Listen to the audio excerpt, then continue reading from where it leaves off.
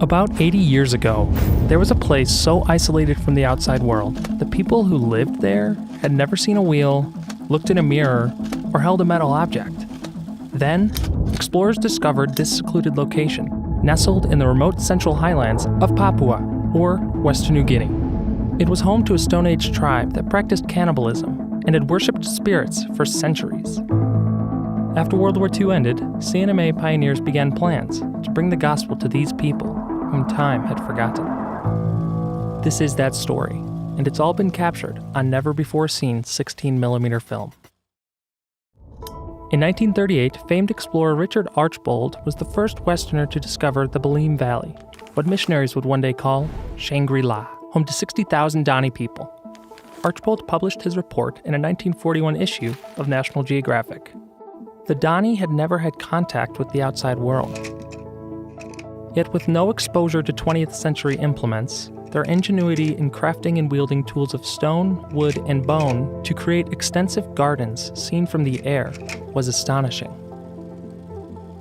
When World War II ended, Alliance pioneers felt they could now begin writing an unfinished chapter in world missions by taking the good news to the remote Dani, who had never had the opportunity to hear of Jesus' love for them.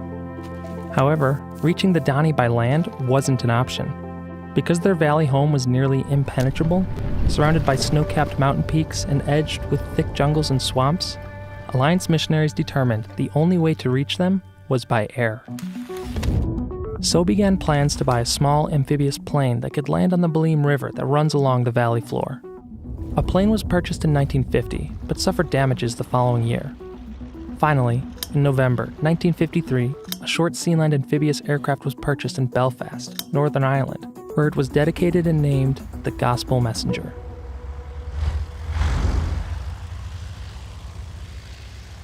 After years of planning and many steps of preparation, the historic day for entering the Baliem Valley arrived on April 20th, 1954. Al Lewis and Ed Ulrich piloted the plane carrying 5 passengers, including missionaries Einar Michelson and Lloyd Van Stone. Also aboard was a newly converted May couple, Elisa, Ruth, and their baby, Dorcas, whose tribe lived west of the Baliem River. Their presence was hoped to communicate to the Dani that this wasn't a war party.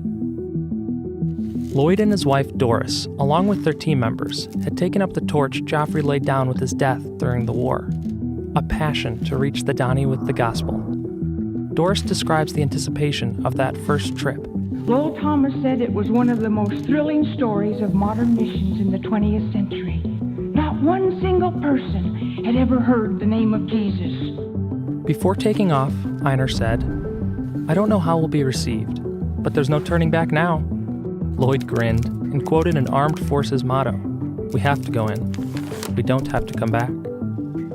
The crew safely landed the plane on the river that day before setting up camp. They set up a little tiny green tent, and there were 2 men against all of the valley, out to tell men and women who Jesus was.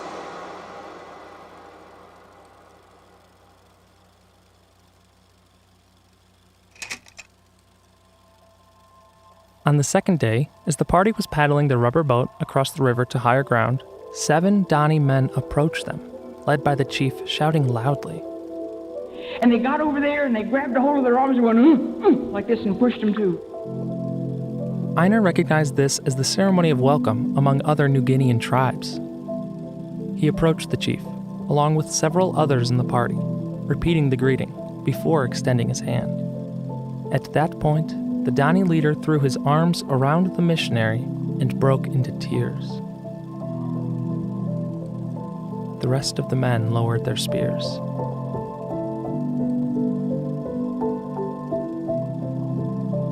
Tribal leaders then invited the newcomers to attend a special welcome feast of roasted pig and sweet potatoes.